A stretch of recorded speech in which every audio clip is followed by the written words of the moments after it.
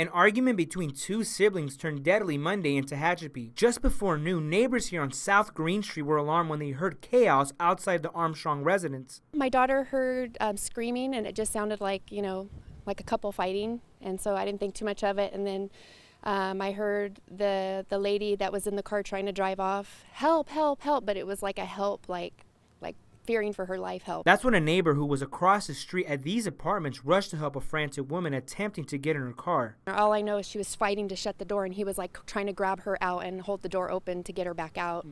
And then that's when the gentleman ran across the street and she was able to get away. According to the family, 36-year-old Joey Armstrong got into an argument with his sister Gina Armstrong about continuing to live at the home. That's when Joey allegedly stabbed his sister Gina multiple times on her left side. While his wife and children were present, they quickly tried to escape. In disbelief, neighbors say this community is known to be quiet and peaceful.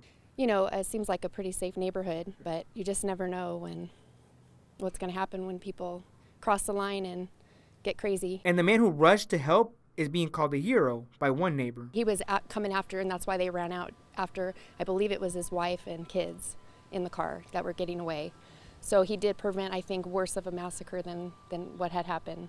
I actually got to speak to the man who intervened here yesterday, and he told us he ran over when he overheard a woman scream for help. He didn't want to be on camera, but he told us that he moved here because the neighborhood is known to be safe.